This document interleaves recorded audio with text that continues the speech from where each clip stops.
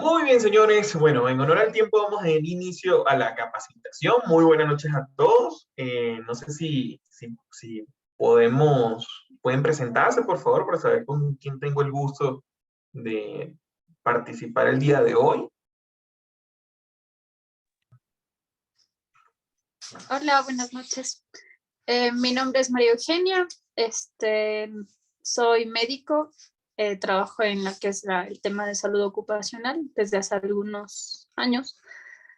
Más sin embargo, en otra industria no relacionada con la construcción. Entonces, por eso es que ahorita estoy tomando este curso.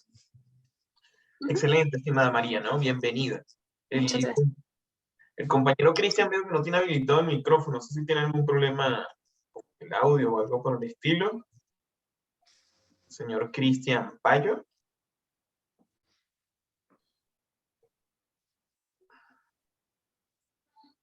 Bueno, hasta eso, bueno, ahí como que ya se está conectando, estoy viendo que está conectando el audio el compañero Cristian. Muy buenas noches, estimado Cristian. No sé si nos ayuda presentándose para conocerlo un poco. Muy buenas noches. Mi nombre es Mario Cristian.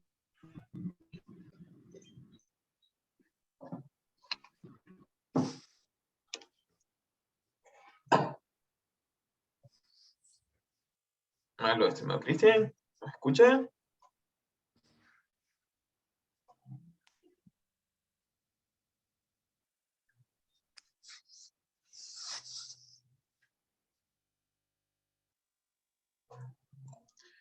Muy bien, hasta que el compañero Cristian resuelva su audio, me presento yo también. Muy buenas noches a todos. Mi nombre es Gabriel Fontanil, soy ingeniero industrial, especialista en higiene y seguridad industrial. También soy bombero profesional, bombero de carrera, y he estado inmerso en el mundo de la seguridad y de la gestión del riesgo desde hace aproximadamente unos 12 o 14 años, ¿ok? Con énfasis en empresas de construcción, energía y petróleo, ¿ok? Y como bombero he tenido la oportunidad de entender la seguridad desde la peor manera que existe aprenderla, y es a través de los accidentes, a través de las diferentes fatalidades en las que he podido participar como socorrista o rescatista, que me ha ayudado a entender y a comprender de una manera muy tangible cómo lidiar con diferentes situaciones de emergencias. La función o el rol que tienen todas las personas dentro de la gestión de la seguridad es fundamental, y dentro de ellas, por ejemplo, el rol del médico ocupacional es determinante dentro de la buena gestión en seguridad y salud que podemos tener dentro de una organización. El día de hoy tengo a bien poder compartir con ustedes un proceso muy importante que es enfocado a las actividades especiales, las actividades de alto riesgo. Entonces debemos iniciar por entender qué es una actividad de alto riesgo, ¿no? ¿Por qué darle esa categoría de actividades de alto riesgo? ¿Y qué es la diferencia de cualquier otro tipo de actividad? ¿Qué me puede decir, por ejemplo, la compañera María? ¿Qué es una actividad de alto riesgo? ¿Qué cree usted que será una actividad de alto riesgo? Bueno, una actividad de alto riesgo en realidad es aquella en la cual por no cumplir tal vez un estándar o por no cumplir un protocolo, porque cada empresa tiene su manera de llevar el tema de seguridad, salud y ambiente o DHC, pues todo aquello, lo cual, o sea, inclusive por desconocimiento o por, como habíamos dicho ayer, por temas de condiciones inseguras o de eventos a su vez que nos deben pues a presentar algún tipo de evento, valga la redundancia, que puede llegar a ser fatal, como lo había mencionado usted. El tema es que es con la experiencia que uno aprende lastimosamente. Entonces, eso.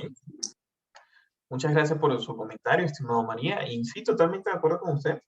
Tomen en cuenta que, paradójicamente, si nosotros revisamos un poco la estadística, a mí siempre me gusta hablar mucho desde la estadística, procuro leer bastante, tanto papers sobre todo en inglés, donde hay fuentes de información bastante confiables como NIOSH y OCHA, y donde tenemos datos muy interesantes, como por ejemplo los que nos da la Organización Internacional del Trabajo. Como sabemos, la Organización Internacional del Trabajo es una organización tripartita que está integrada por los grandes sindicatos de trabajadores del mundo, ¿verdad? Asociaciones sindicales, también por asociaciones de empresarios, por cámaras de empresarios y por los países miembros de esta organización, ¿no? Que son los países que también están suscritos a la ONU. Entonces, a partir de ahí se hacen diferentes análisis, diferentes estudios para entender cómo es la accidentalidad a nivel mundial. Tomen en cuenta que en el mundo, perdón, al año ocurren aproximadamente 2.5 millones de fatalidades por accidentes de trabajo. Imagínense hablar de 2.5 millones de fatalidades. 2.5 millones de personas que salieron un día a trabajar y lastimosamente no regresaron por las diferentes causas que eso se puede generar. Y no solamente debemos pensar en las 2.5 millones de fatalidades, sino que según el informe anual de seguridad y salud en el trabajo que se emite en abril de cada año, se establece que aproximadamente ocurrieron 400 millones de accidentes. Tomen en cuenta que nosotros dividimos 400 millones de accidentes, ¿verdad?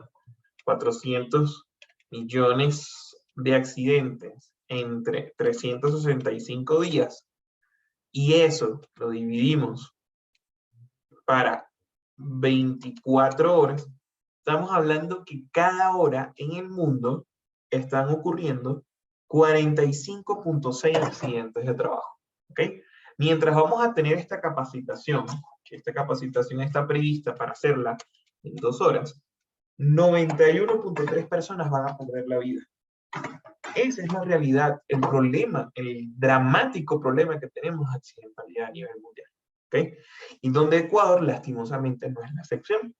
Como sabemos, nosotros aquí en el país tenemos un órgano encargado de la vigilancia o la fiscalización de todo lo referente a riesgos del trabajo, accidentalidad y que actúan de manera reactiva, que es el IES, ¿ok? A través de su Seguro General de Riesgo del Trabajo.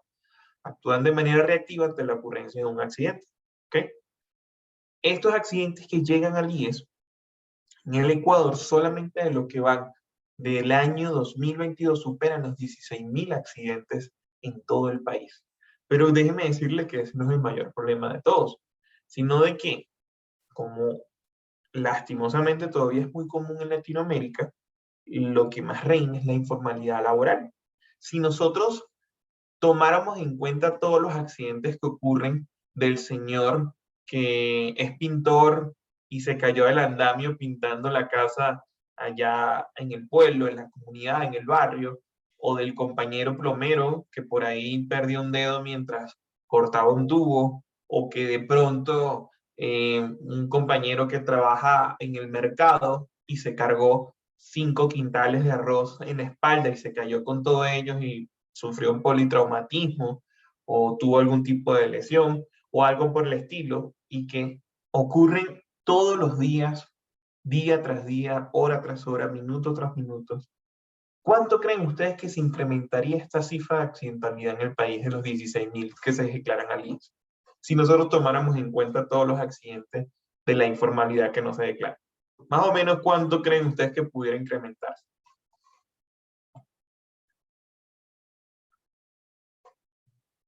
¿Qué dicen los compañeros? ¿Cuántos accidentes de trabajo creen ustedes que ocurren en la informalidad y no se declaran?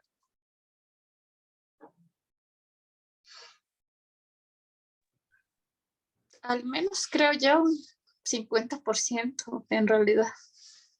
Sí, de hecho, según un estudio que hizo la Universidad Internacional SEC, más o menos se dice que en el Ecuador, producto de la informalidad que no se declaran al IES, ocurren aproximadamente 24.000 accidentes al año, ¿okay? Más en lo que ocurren en el IES, ¿no? Tomen en cuenta que eso acerca la cifra a los 40.000 accidentes en un país de 17 millones de habitantes, y es un número extremadamente alarmante, considerando que somos un país relativamente pequeño con respecto a la región. Hablar de 40.000 accidentes en el año es una cifra que definitivamente debería preocuparnos a todos. Porque ¿qué probabilidad tenemos nosotros de ser el próximo en accidente?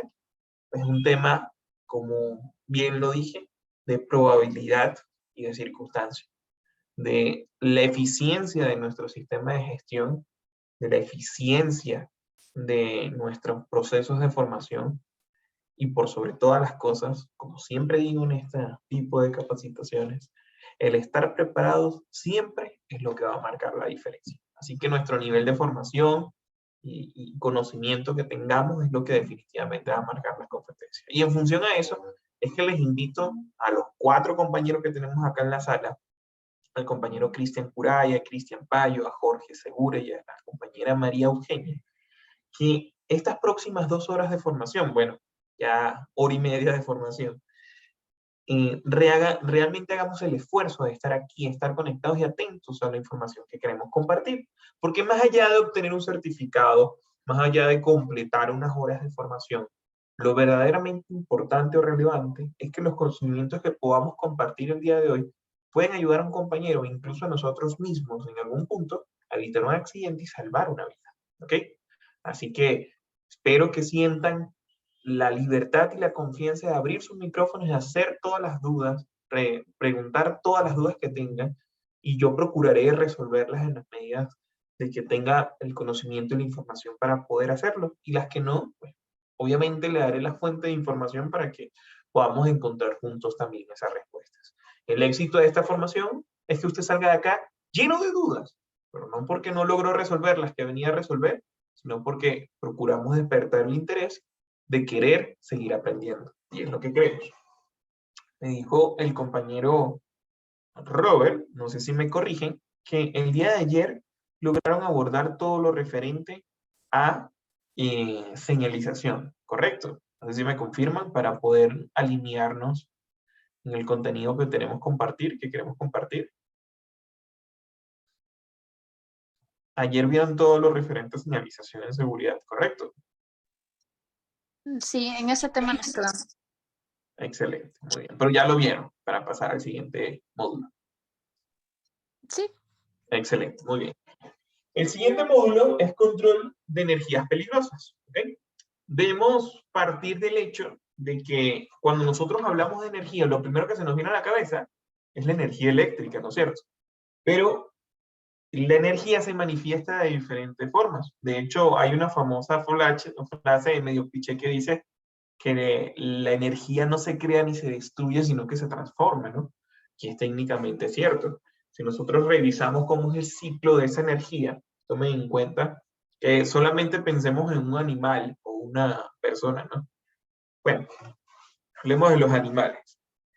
Nace el animal ingresa un camal, muere, los restos de esos animales o se entierran hasta descomponerse o pasan por una fosa o por un proceso de quemación que genera ciertas partículas y demás.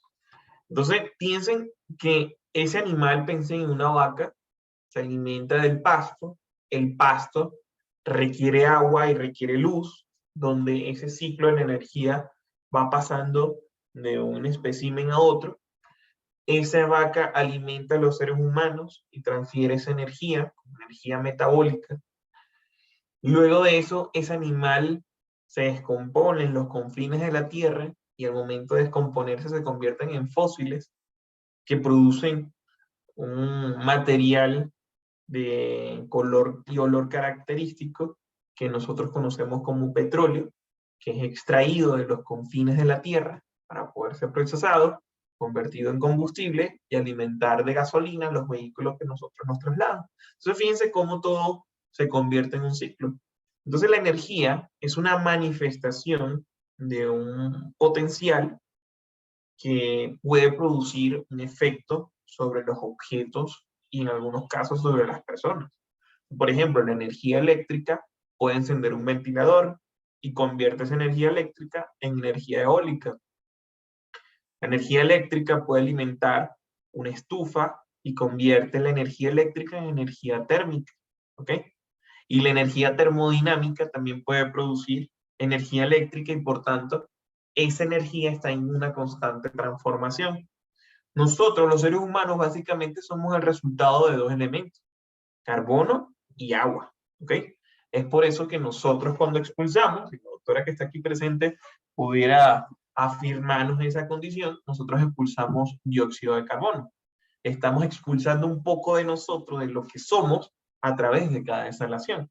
Técnicamente nosotros morimos un poquito con cada vez que nosotros exhalamos, ¿ok? Y eso es un proceso en el que se da el ciclo de vida normal de un ser humano o de los seres vivos o la vida como nosotros la conocemos en la actualidad, ¿no? No quiero decir que es la única manera o la única forma de vida, pero es la que nosotros los seres humanos actualmente conocemos. Cuando nosotros hablamos de la industria, de la construcción, de la manufactura, este tipo de energías liberadas de manera accidental pueden causar trágicos accidentes y han causado trágicos accidentes sobre las personas. Las normas de seguridad han pasado por diferentes procesos desde la existencia del ser humano. Muchos creen que la seguridad es algo nuevo, pero resulta que las primeras normas de seguridad se dieron 4.000 años antes de Cristo, en la época de los faraones, cuando se inventaron las primeras botas de seguridad y se establecieron bandas transportadoras para elevar las piedras y construir pirámides, o se establecieron políticas para el traslado manual de cargas repartido entre dos elementos, utilizaban un tronco para poder hacerlo. Y desde ese entonces, las energías liberadas de manera accidental y trajeron como consecuencia que las personas sufrieran un accidente, bien sea porque el cable eléctrico entró en contacto con un individuo, o bien sea porque las personas entró en contacto con una superficie caliente, con un intercambiador de calor o cualquier otro elemento que tuviera el potencial para producir un daño. Y cuando nosotros hablamos de la control de energías peligrosas, hablamos de los mecanismos que empleamos para poder bloquear, etiquetar y probar la ausencia de esa energía. Para los que han escuchado estos términos como loto o lototo, son el resultado de las siglas en inglés de lockout, de tag out, es decir, bloqueo y etiquetado. Y luego tenemos lockout, tag out y try out, que es bloqueo y etiquetado y prueba. Así que por favor anoten ahí en su libreta que las siglas lototo responden al procedimiento de bloqueo, etiquetado y prueba por sus siglas en inglés. ¿Ok? Entonces, bien, aquí tenemos un proceso o una secuencia que debe cumplirse en ese orden. ¿Okay? Cuando nosotros hablamos de bloquear, el proceso de bloquear, ¿qué implica? La colocación de un candado, pero no cualquier candado. Un candado que cumpla con los requerimientos específicos según la necesidad del sistema que debe ser aislado. Como por ejemplo, si vamos a aislar un tablero eléctrico, utilizaríamos algún candado que tenga un aislamiento eléctrico para que no pueda conducir electricidad. Probablemente, al menos aquí en Latinoamérica, los dispositivos, como lastimosamente no son pensados para cubrir un requerimiento de seguridad, sino más bien un requerimiento operativo, no están específicamente diseñados para la colocación de un candado. Entonces, ¿qué hacemos bajo esas circunstancias? Utilizar instrumentos o artefactos que nosotros podamos incorporar directamente al objeto y puedan facilitar el proceso de bloqueo. Si ustedes se fijan, nosotros acá tenemos un candadito y tenemos un accesorio que se acopla directamente al breaker en este caso para poder aislar o separar el elemento y nosotros podamos establecer un mecanismo efectivo que implica colocar un candado y cerrar con una llave. Nosotros hacemos bloqueo todos los días cuando salimos de nuestras casas. ¿Por qué le pasamos llave a la vivienda? ¿Por qué le pasamos llave a la puerta de la casa cuando salimos? Porque queremos evitar que una persona no autorizada ingrese dentro de nuestra casa. ¿Ok? ¿Por qué le ponemos la alarma al vehículo cuando nos bajamos? Para que los seguros cierren las puertas. precisamente porque queremos evitar que cualquier persona no autorizada ingrese al vehículo con los propósitos o fines que sean, ¿no? No solamente la delincuencia, con cualquier otro fin. Por ejemplo, si nosotros estamos con niños pequeños, ¿verdad? Y estamos dentro de un auto y nos debemos bajar y por alguna razón debemos dejar el niño dentro del auto, ¿qué nos diría un poco el sentido común? Que si nos tenemos que retirar de la unidad, tendríamos que llevarnos las llaves para evitar el accionamiento accidental del vehículo y que esto pueda producirle un accidente a los ocupantes, en este caso a los niños. Entonces, si nosotros nos podemos revisar, constantemente estamos practicando un procedimiento de bloqueo etiquetado. Quizás no con la forma o el mecanismo o el procedimiento que tenemos establecido en la organización, pero sí constantemente estamos empleando sistemas de bloqueo que aíslan o separan un sistema con un propósito de seguridad. ¿Ok? Hoy en día, por ejemplo, está más que comprobado que el factor humano es el que más falla. No sé si Robert les comentó ayer, o el instructor que tuvieron ayer les comentó, pero la estadística nos dice que más del 80% de los accidentes que ocurren por el factor humano, es decir, por actos del hombre, bien sea en desconocimiento de sus deberes o conociéndolos decide ignorarlos y que traen como consecuencia un accidente, lo que nosotros llamamos actos inseguros. Entonces, como sabemos que eso es así, hoy en día los mecanismos se diseñan, se configuran para forzar al individuo a que ocurran o se cumplan protocolos de seguridad, incluso contra su propia voluntad. Por ejemplo, yo tengo un vehículo de una X marca que ya hoy en día ni siquiera tienen llaves para poder ser encendidos, ¿cierto? Tienen un botón que debes presionar para poder encender el auto. Muchos pensarían que ahora es quizás un poco más sencillo poder encender el vehículo y eso implica de que un accidente tenga una mayor probabilidad de ocurrir, ¿okay? A diferencia del switch de una llave. Pero así como se genera el mecanismo para que el vehículo tenga que ser encendido con el botón, se genera o se configura el equipo, en este caso el vehículo, de tal manera que para que ese botón pueda accionar sobre el arranque, el pedal del embrague debe estar pisado a fondo, con el propósito de que la acción de ambas tareas, pisar el embrague y pisar el botón, puedan generar el efecto y es actuar sobre el arranque para que pueda encender el vehículo. ¿Con qué fin? Con el fin de que ningún niño, por su estatura o su tamaño, pueda llegar al pedal y pueda accionar el vehículo de manera accidental. Pero por si esto no fuera suficiente, también estos vehículos que incorporan este tipo de tecnología obligan a que la llave esté lo más cerca posible del panel para que se pueda fusionar esas dos acciones y generar el resultado que es encender el vehículo. Así usted pisa el pedal y presiona el botón, si el control o el sensor del vehículo se encuentra muy alejado de la unidad, lo que va a pasar es que el vehículo no lo va a lograr ser encendido. ¿Okay? Entonces eso es parte de la evolución que nosotros hemos tenido en los sistemas de bloqueo etiquetado. Por ejemplo, cuando nosotros hoy en día hablamos del sistema de bloqueo etiquetado, pensemos primero en cuál es el principio. El principio es que si una persona está interviniendo en un equipo que está relacionado con alguna fuente de energía potencial que puede producir un daño, como por ejemplo, se me ocurre, está trabajando sobre algún mezclador, ¿okay? Algún mezclador de concreto.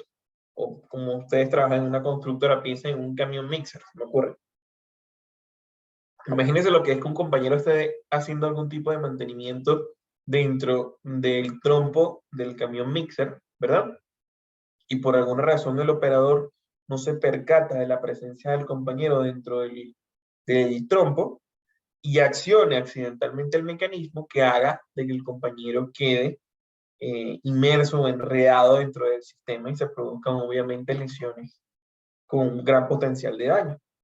Entonces, el sistema de bloqueo etiquetado lo que procura es que mientras que una persona esté interviniendo en un equipo, no exista el accionamiento accidental de esa fuente de energía.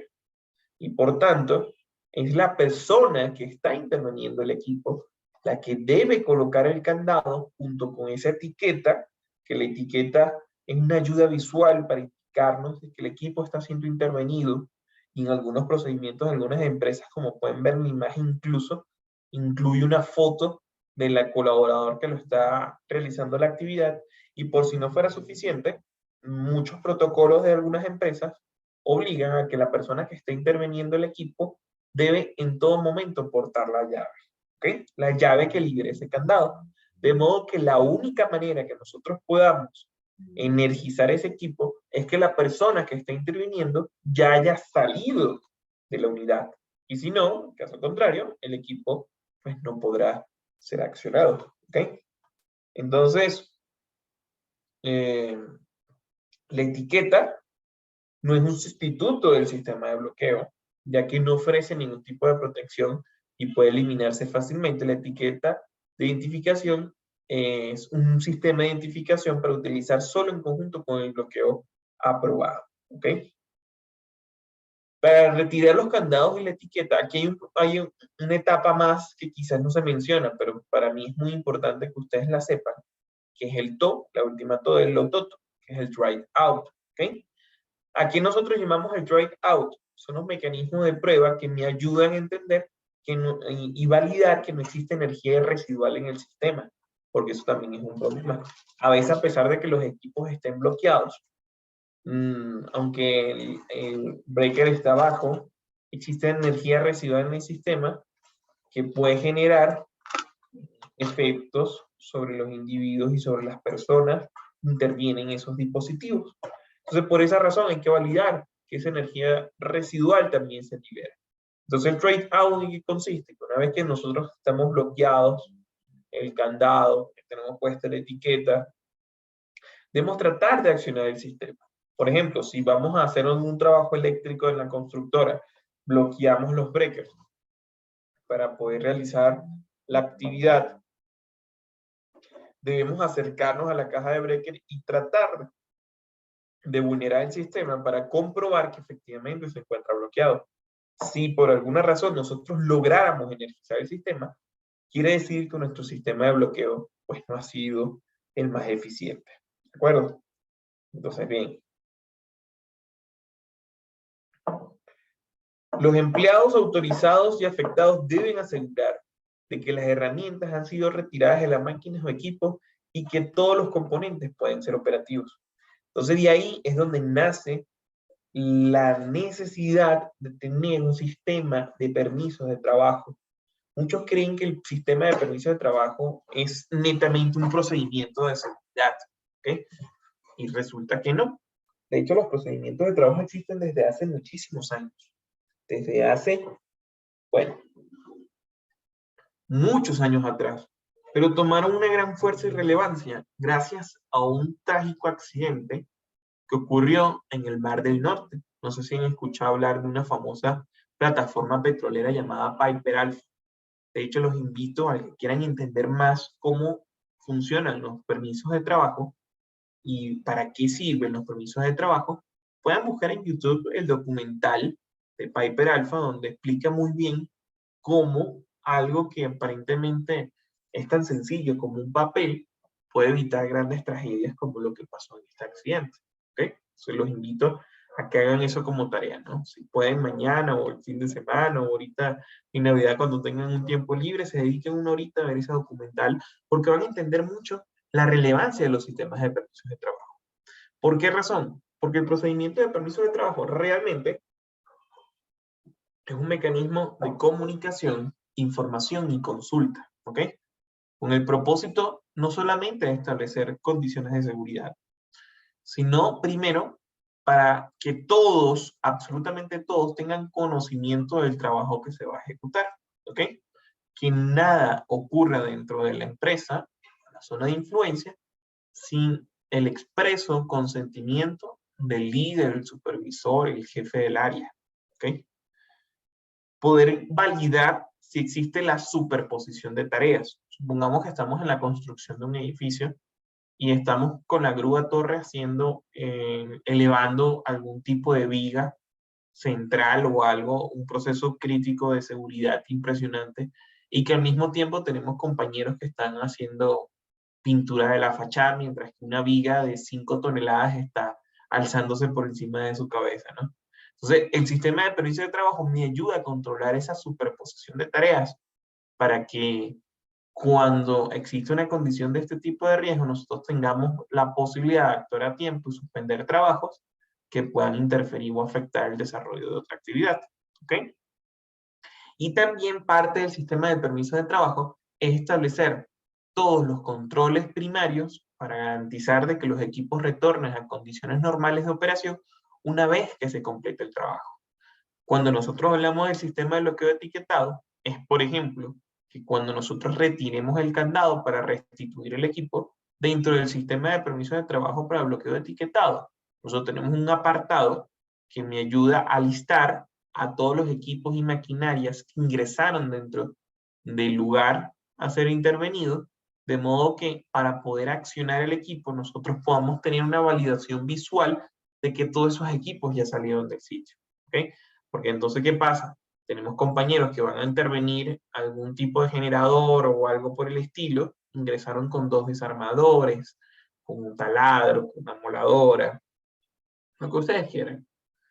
Y cuando vamos a cerrar el permiso de trabajo para poner el equipo en marcha, nos damos cuenta que esos 2 desarmadores pues ya no aparecieron. Entonces, los desarmadores se quedaron dentro del equipo.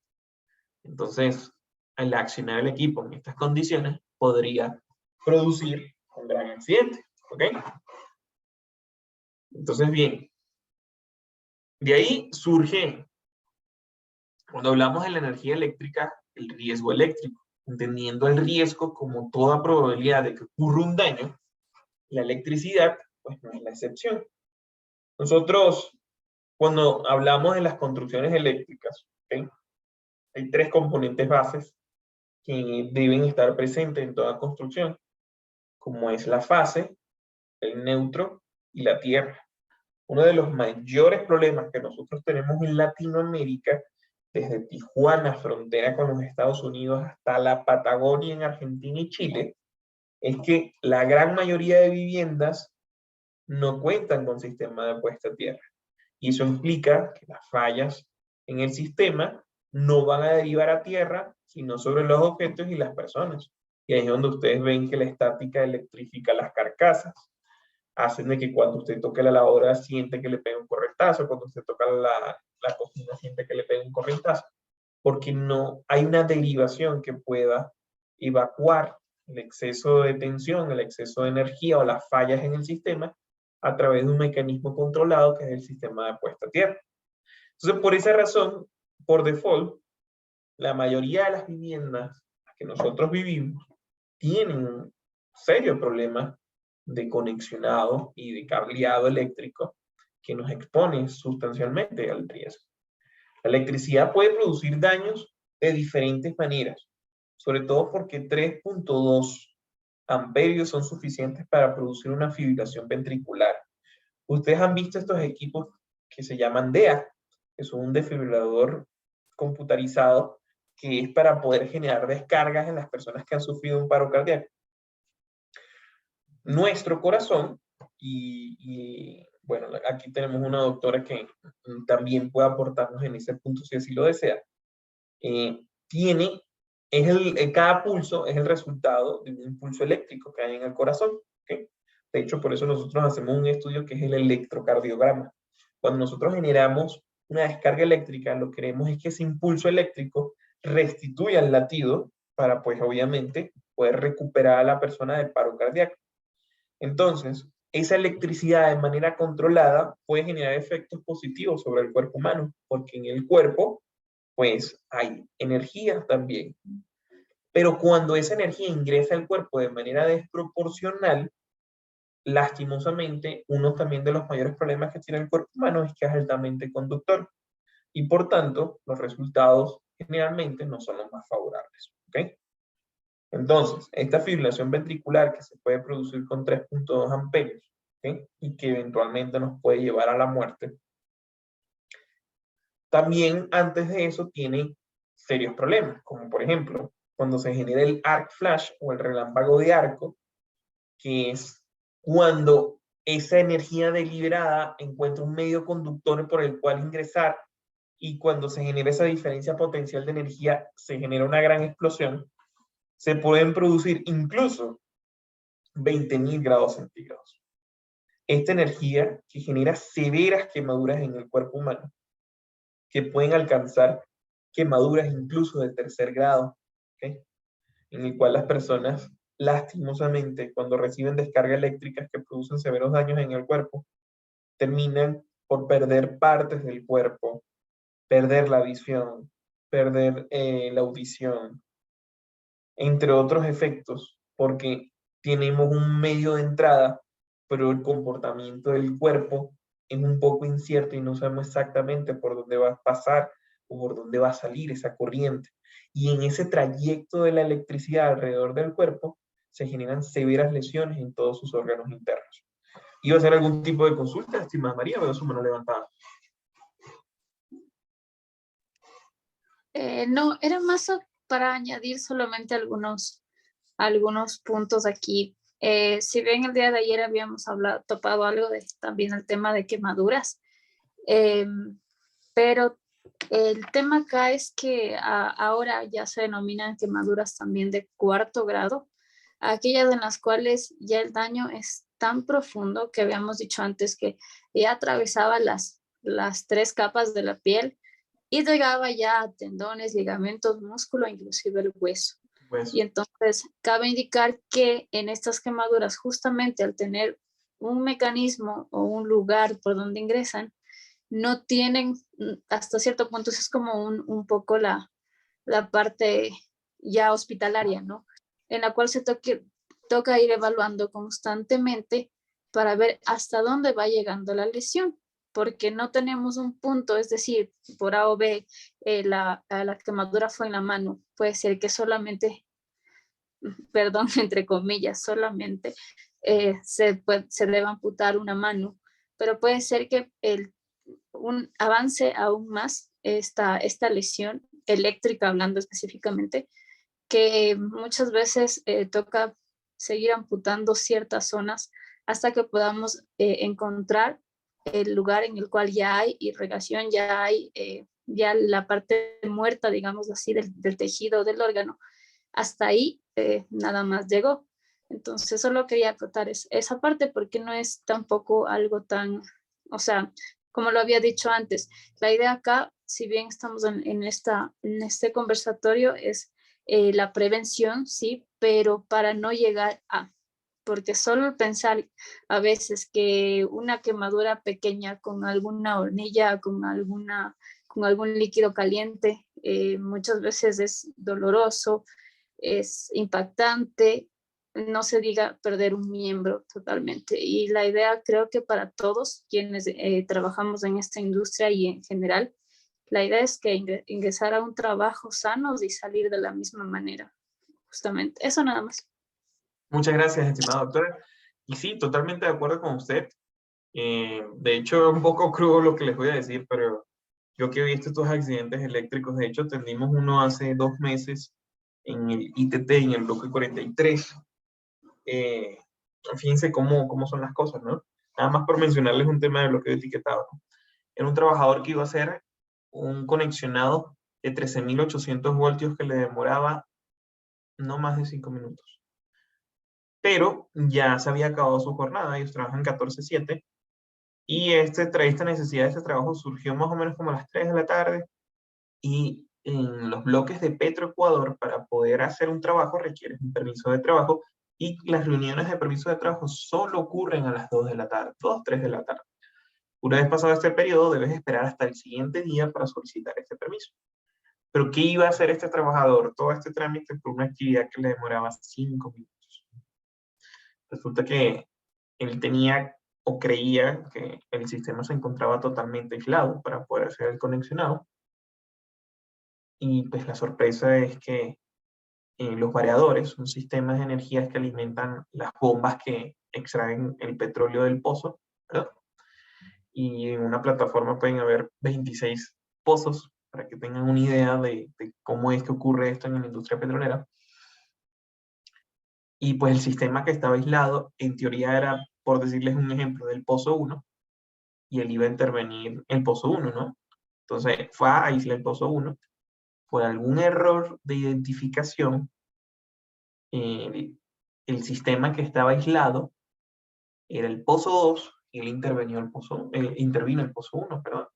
El resultado de esto generó una descarga de 13.800 voltios que produjo su muerte casi inmediato, ¿no? Entonces, el mensaje que les quiero decir con esto es que los accidentes con electricidad son un tema bastante serio, ¿ok? Les puedo decir con toda certeza, quien ha recibido una fuerte descarga eléctrica, pues queda con secuelas para toda la vida, si es que corre con la suerte de quedar con vida, ¿no? ¿Ok? Entonces, lastimosamente, muchas de las prácticas que vemos en algunas construcciones, vemos personas que incluso prueban a ver si el cable tiene electricidad con la lengua, para ver si hay algún tipo de conductividad. Entonces mucha gente, porque hace esta acción y no genera un resultado negativo, jura que es que la cosa es más inofensiva de lo que realmente es. Y es que aquí aplica una ley que se llama la ley de Ohm. ¿Alguno de ustedes ha escuchado la ley de Ohm? Me gustaría escuchar también a los otros compañeros, a Cristian, a Jorge, al Cristian Curay, tanto a Cristian Payo. ¿Alguna vez han escuchado hablar de la ley de Ohm?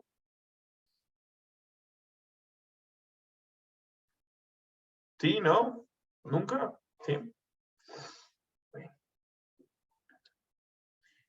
la ley de Ohm, pues nos habla de tres elementos que están presentes con la electricidad, ¿no es cierto? Que es la tensión, ¿ok? La potencia y la resistencia. A veces nosotros le tenemos miedo a si es 110 o 220. Pensamos que 220 es una situación extremadamente peligrosa con respecto a la 110. Y no quiero decir que es inofensivo, pero uno de los aspectos más relevantes dentro del accidente con electricidad es la potencia que tiene el sistema. Entonces tenemos sistemas de 110 voltios de gran potencia y tenemos sistemas de 220 de baja potencia. Entonces, mientras mayor sea la potencia, peor va a ser el daño. ¿Okay? Por eso lo que les quiero decir con esto es que debemos darle la misma relevancia o importancia al trabajar con una corriente de 110 como con una corriente de 220. Porque si no tenemos claro la potencia, el resultado es que puede ocurrir un accidente. ¿Okay? Entonces, para lo cual existe una famosa regla de oro. La regla de oro, que consta de 5 reglas, establece que la primera implica abrir o cortar de manera visible y efectiva el sistema, como por ejemplo bajar un breaker, bloquearlo a través de un candado, un mecanismo confiable y seguro. Por tanto, por ejemplo, la clava o las cajas de breaker que hay en nuestras viviendas deben cumplir como mínimo un requisito, y es que deben poder ser bloqueables. Yo, al menos por ejemplo, donde yo vivo, yo arriendo un departamento en Quito, pues lastimosamente esa condición no está presente. La caja de breakers normalmente está detrás de la nevera. El peor error que puede cometer una construcción para poder colocar la caja de breaker, porque en caso de algún fallo eléctrico que yo necesite aislar de manera inmediata el sistema, imagínense lo que implica tener que mover la nevera para poder alcanzar la caja de breaker, ¿no es cierto? Entonces, una vez que alcanzamos la caja de breaker, aislamos el sistema, ¿cómo garantizamos de que no va a haber un accionamiento accidental si la mayoría de las cajas de breaker no tienen el diseño, la configuración para poder ser bloqueables? ¿Ok? Entonces ahí es donde también tenemos un problema. Luego de eso, verificar, aterrizar y delimitar la zona antes de intervenir. ¿Ok? Entonces, ¿cuáles son esos efectos del paso de la corriente? Ya los hablamos. Provocado por la corriente derivada de su trayectoria normal circular por el cuerpo, una fibrilación ventricular, paro cardíaco, la asfixia del paro respiratorio y la tetanización muscular. Que como bien nos decía la doctora, muchas gracias por su aporte, lastimosamente, ellas pueden ingresar por la mano, pero avanzar por el resto del cuerpo debido al daño que pueden producir sobre los tejidos, sobre los tendones, los ligamentos, el sistema circulatorio, ¿ok? Inclusive el hueso. Y conforme esto avanza, pues genera severas lesiones que pueden llegar a ser irreparables y que implica tener que amputar alguna parte del cuerpo.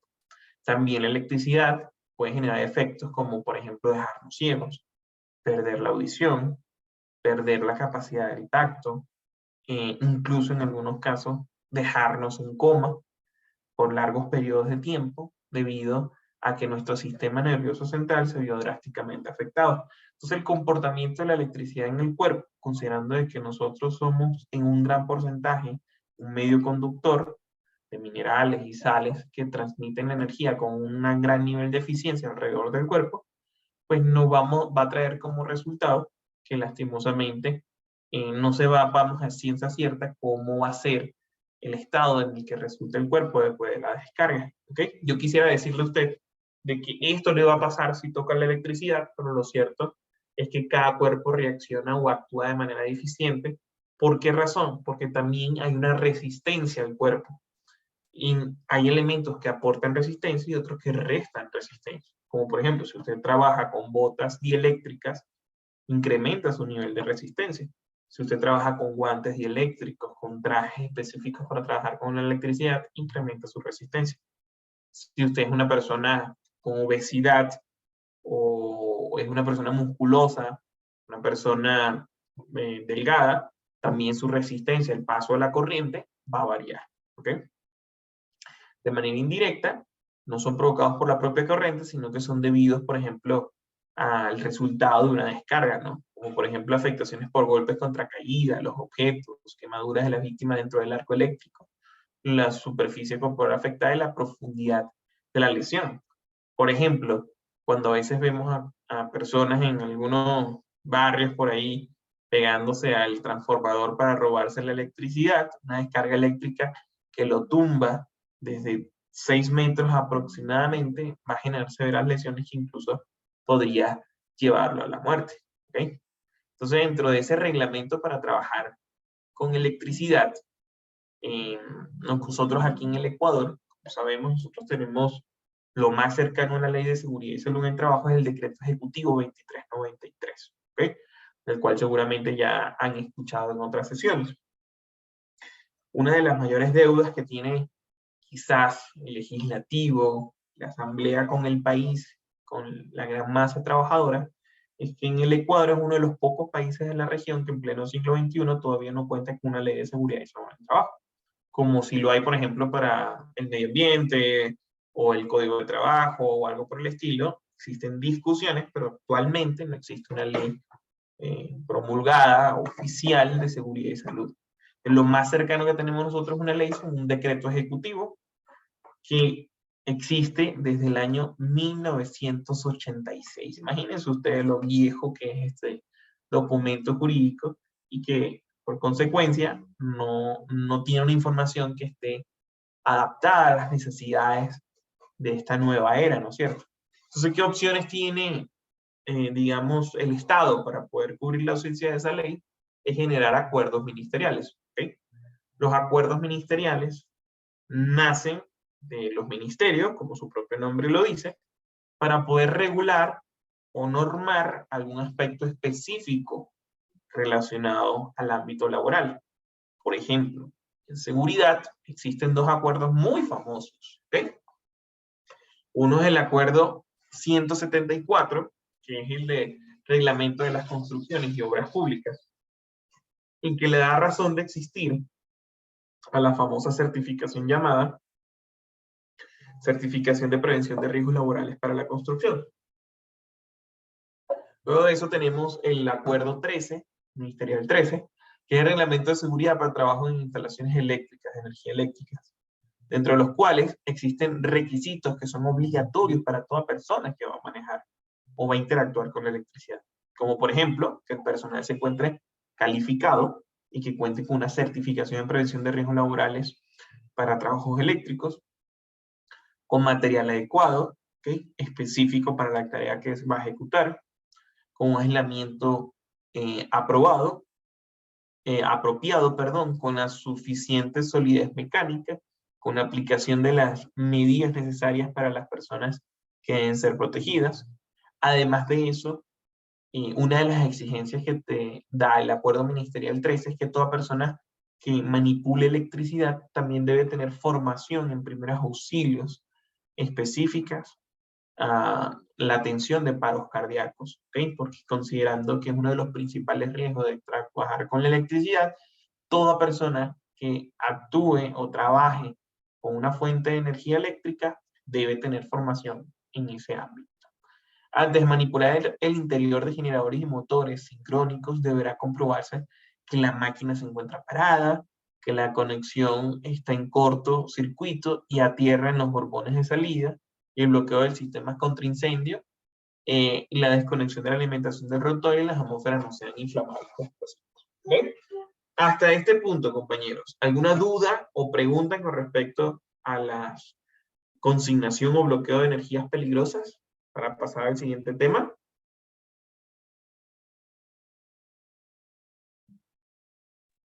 No, todo claro. Excelente, muy bien. ¿Okay? Como les dije, lo importante es que podamos despejar las dudas que tengamos, que tratemos de llevar esto a un ejemplo que sea familiar para nosotros, más allá de nuestro entorno laboral. Piensen en su vivienda, piensen en sus casas, piensen en su entorno, para que puedan posteriormente replicar esto en sus trabajos. Por ejemplo, el típico error que ocurre en las viviendas. No sé si a ustedes les ha pasado, al menos a mí sí. ¿Okay? Van a, qué sé yo, montar una ducha eléctrica, ¿no es cierto? No sé cuántos aquí tengan duchas eléctricas en sus casas o tienen calefón, ¿no es cierto? Van a montar la ducha eléctrica, ponen la ducha, la conectan a la corriente, bien sea con un breaker independiente o directo a la toma eléctrica del baño. Te empiezan a bañar, pasan unos segundos o minutos y se dispara el breaker. Pasa una vez, pasa 2 veces, pasa 3 veces y conversan esto con algún familiar que dice ser técnico eléctrico o albañil o algo por el estilo. Y entonces le comentan, vea, no sé qué le pasa, yo cada vez que me baño, abro la ducha y se me salta el breaker y me quedo bañándome con agua fría. Entonces muchos empiezan con este tipo de temas. Entonces, ¿qué le dice aquel familiar que cree ser técnico eléctrico, albañil o plomero, lo que sea? Le dice, el problema es que tú tienes un breaker de 28 amperios o de 15 amperios, métele uno de 30, que usted vea que con eso no se le dispara el breaker. Entonces usted viene bien mandado, se va a la ferretería, compra su breaker de 30 amperios, le coloca el breaker de 30 amperios y santo remedio ya no se le dispara la ducha. ¿Pero a qué costo? El costo es de que cuando un breaker se dispara es porque hay algo en su sistema eléctrico que no funciona bien, ¿ok?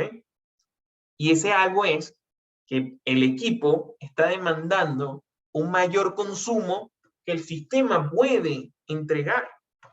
Y eso implica de que, por ejemplo, el medio conductor, que es el cable, ¿ok? No es capaz de soportar la tensión que demanda ese sistema.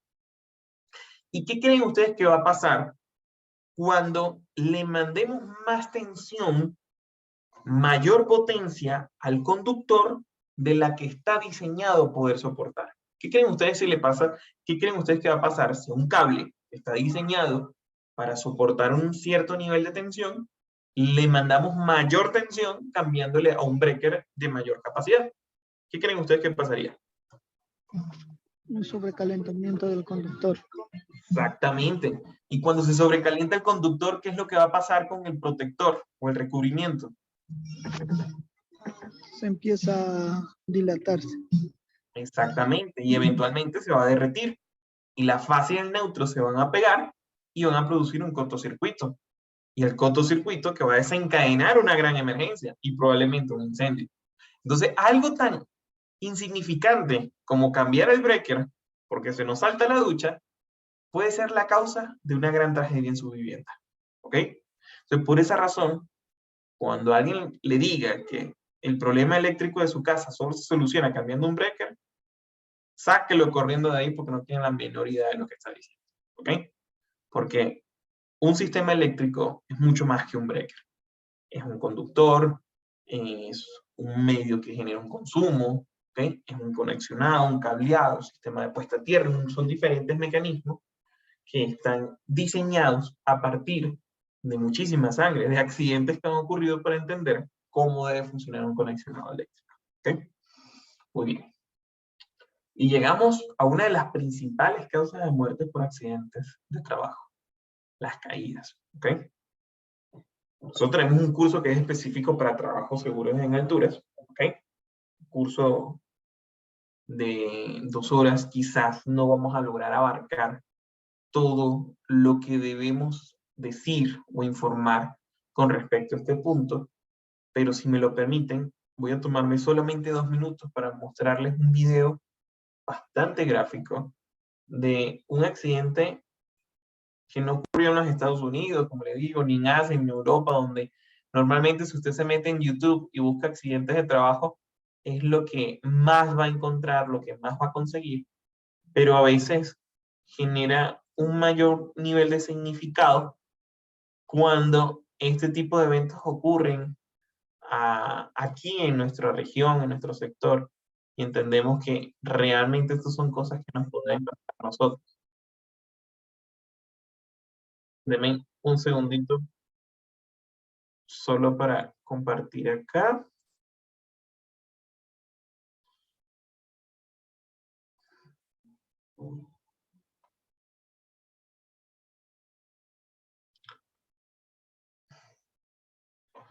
¿Sí están viendo mi pantalla? Quiero mostrarle, esto es un video que mandé recientemente a uno de los grupos. Déjenme ver si puedo compartir aquí también el audio. ¿Me confirman si lo ven, por favor? ¿Qué fueron las patas? ¿Qué fueron las patas? Llamé yo a la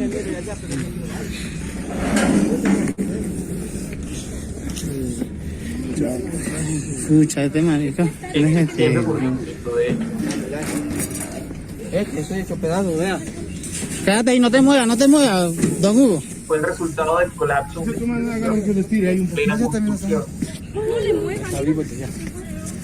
y en un sistema de anclaje. Algunos de ellos pero anclados en una Palomo, maricón, no ves por hijo de puta que avisa, no. Ni bien, marico. Ah, hermano, cámara. Tienen que estar pilo. no generó las condiciones necesarias de ¿Dónde estabas tú? Yo estaba allá, justo acostado. Ay, marico, se murieron casi estos locos. Se murió el cuero. Se murió el cuero, loco. Ay, me murió el cuero, no. No lo muevas, no lo muevas. Como les digo, este evento no lo estoy sacando Verga, mano. otras actitudes, estos fueron compañeros. Acaba de ocurrir un accidente aquí, marico. Se cayó todo lo de la obra, mano. Por el colapso. La creo. Igual, no tranquilidad, claro. ¿Qué está el cuero?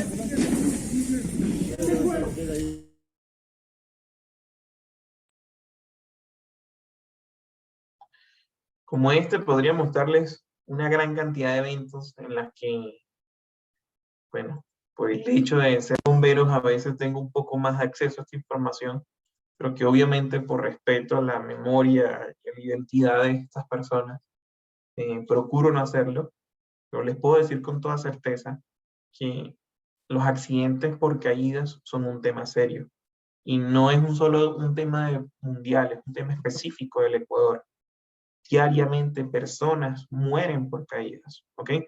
Lastimosamente, como mucha de esta información no se hace pública, no somos realmente conscientes del problema, porque lastimosamente las caídas desde altura es el típico accidente en el cual la probabilidad de vivir es bastante baja, porque depende de diferentes factores, de diferentes circunstancias, pero cuando nosotros superamos, pues, ¿no?, la máxima fuerza de arresto del cuerpo humano, que son 918 kilogramos al impactar contra el suelo, pues la probabilidad de vida es prácticamente nula.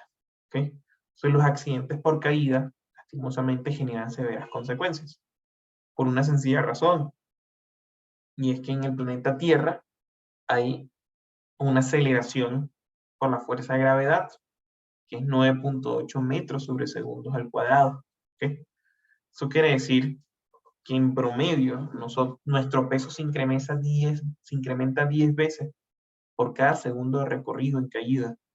Tome en cuenta de que si usted pesa probablemente 80 kilos, ¿verdad? Peso promedio que tenemos todos nosotros. Por cada segundo de caída, su peso se incrementa a 800 kilogramos. Usted se cayó y esa caída demoró 2 segundos en tocar el suelo, usted se va a impactar contra el suelo con 1.600 kilogramos de fuerza. Y sobrevivir un impacto de ese tipo es prácticamente imposible. ¿Okay? Entonces, por esa razón es que existe la protección anticaída. Es por esa razón que todo trabajo por encima de 1.8 metros implica una protección anticaída, entre los cuales tenemos elementos de protección colectiva y elementos de protección individual. Dentro de los sistemas de protección colectivo más comunes que nosotros vamos a encontrar son puntos de anclaje. Pero ojo, ustedes que son una empresa constructora, según entiendo, un punto de anclaje no es una varilla doblada en la terraza de un edificio para que la gente se conecte y haga limpieza de los ventanales. ¿Okay? Dentro de mi función como técnico en prevención de riesgo, uno de los servicios que nosotros hacemos es hacer actividades de alto riesgo, como por ejemplo limpieza de ventanales. Y el mayor problema que yo encuentro cuando visito edificios de gran altura es encontrarme con la situación en que a una varilla doblada desde la columna queremos llamarle un punto de anclaje. Un dispositivo que no ha sido probado, que no ha sido certificado, que no ha sido validado por un ente competente y que no me da a mí la confianza o la credibilidad para saber de que puede soportar el peso de un individuo en ese sistema de anclaje. Por tanto, los sistemas de anclaje sepan que son equipos fabricados y certificados para esa función específica. ¿Okay? Además de eso, podemos tener también líneas de vida, que bien sean fijas o bien sean temporales, que me puedan permitir o puedan permitir a una persona conectarse por medio de un cable, por medio de una línea, a un dispositivo en el que puedan trasladarse de izquierda a derecha para poder ejecutar su labor. ¿Okay? Dentro de los diferentes mecanismos de protección vamos a encontrar, por ejemplo, las líneas de vida horizontales, que ellas se caracterizan, si son fijas, por ser un cable de acero, que en alguno de los extremos tiene un medio de absorción de energía, que también es de acero, que es una especie de resorte, que hace que si una persona caiga, se pueda elongar la línea y forme una flecha, de modo de que esa energía se disperse o se disipe, para que sea el trabajador la que reciba la menor parte de ese impacto. Tenemos el mecanismo de anclaje, que cuenta con dispositivos de sujeción, componentes que permiten fijar de manera eficiente la estructura. Tenemos las líneas de vidas verticales, que normalmente se utiliza para subir o bajar a través de escaleras hacia la cubierta, hacia un techo, ¿okay? Dentro de las cuales hay ciertos aspectos importantes que mencionar con respecto a las líneas de vidas verticales, como por ejemplo, una de las prácticas del pasado que creíamos que eran seguras, lo que nos genera una falsa percepción de la seguridad, es que, por ejemplo, las escaleras verticales para subirnos a los techos deberían tener una jaula de seguridad. No sé si lo han visto. ¿Okay? De hecho, todavía siguen utilizando esta famosa jaula de seguridad. Pero, según los últimos estudios de la OSHA, establecen que esta jaula de seguridad, más allá de aportar seguridad a la tarea, lo que hace es incorporar un nuevo riesgo. Y es que si la persona llegara a tener un accidente subiendo por esa escalera que está protegida por una jaula, ingresar para poder hacer un rescate va a ser una tarea bastante complicada. Por tanto, los nuevos estándares establecen que las escaleras verticales no deberían tener jaula de seguridad. Deberían tener la suficiente apertura, de modo de que una persona pueda acceder a los niveles superiores para poder hacer maniobras de rescate en caso de ser necesario. Las medidas de prevención, bien sea a través de barandales, a través de barreras o redes de seguridad, que implique poder aislar al trabajador del perímetro de una posible caída. ¿Okay? Pero en sí, ¿qué es el trabajo en altura? Fíjense algo muy curioso. No sé qué tipo de construcciones hacen ustedes, a ver si me pueden aclarar qué tipo de trabajo de construcción realizan. ¿Son edificios, naves industriales, bodegas? ¿Me podrían ayudar con un poquito más de información? Todo tipo de trabajo. Ok. ¿Por qué les comento esto? Fíjense, una de los trabajos más complejos que me he tenido con una constructora fue un edificio de gran altura, más o menos eran aproximadamente unos 26 pisos, tenía, si no me equivoco, 4 o 5 niveles de subsuelo, ¿ok? Total quedaba alrededor de unos 30 a 31 pisos. Estamos hablando de que la altura promedio entre un piso y otro es de ¿cuánto? Ustedes que saben más del tema, ¿me podrían aclarar? ¿Cuánto es la altura promedio de un piso? 3 metros. 3 metros, ¿verdad? Vamos a ponerle 30 pisos, estamos hablando de una altura total desde la terraza hasta el último nivel del edificio de 90 metros. Teníamos un problema porque aparentemente había algo que salió mal con la instalación de la tubería de agua limpia en un ala del edificio que conectaba al sistema hidrosanitario de, de todo un ala donde estaban las cocinas. Cocinas que ya estaban empotradas, eran cocinas de lujo, que tenían, bueno, paredes, si no me equivoco, de cuarzo, de granito. Lo cierto es que tenían que, por alguna razón, hacer un reemplazo de ciertas conexiones en algunos puntos del edificio para poder atender un problema de humedad que tenían, que aparentemente una de las conexiones no había quedado bien, o algunas conexiones no habían quedado bien, y estaban generando un severo problema en un ala del edificio. Lo cierto es que habían dos opciones: o desmontar todas las cocinas y tratar de descubrir el lugar en que se encontraba la falla y resolverla o subsanarla, o la otra opción era atender o tratar de llegar a las fallas desde el otro lado de la pared que colindaba con el ducto de los ascensores. ¿Okay? La única manera de resolverlo, porque obviamente no puedes armar un cuerpo andamio de 90 metros, ¿okay? Era poder hacer un trabajo vertical con los compañeros colgados desde las cuerdas, poder hacer un trabajo de resane, y luego se aplicaba algún químico especial para poder tratar a la pared y evitar de manera futura la propagación de este tipo de problemas por la humedad, ¿ok? Luego de eso se calentaba la pared y se colocaba una especie de manto impermeabilizante para poder aislar o disipar el problema. Digamos que esa era la solución que proponía la constructora. Ellos contratan mi consultoría para saber cómo podían hacer este trabajo de manera segura, considerando de que tenían que tener compañeros, aproximadamente 5 o 6 personas, colgadas en una cuerda a 90 metros de altura, haciendo trabajos eléctricos porque estaban utilizando una especie de martillos para poder descubrir los lugares donde estaban las fallas. Estaban haciendo trabajos con químicos porque tenían que, con un aspersor, rociar por completo la pared con un químico especial que evitaba la proliferación de este tema de la humedad, y después con un soplete precalentar la pared para colocar un manto impermeabilizante. ¿Cómo podían hacer todo eso de manera segura sin que nadie se accidentara, no? Entonces, ¿por qué les menciono esto? Porque el trabajo en altura no es como tal un trabajo, sino son condiciones de trabajo.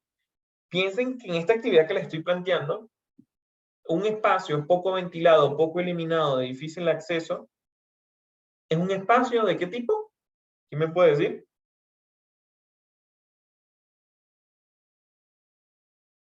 Un espacio poco ventilado, poco iluminado, de difícil acceso, no diseñado para la permanencia continua de trabajadores, ¿es un espacio de qué tipo? No sé si un espacio confinado.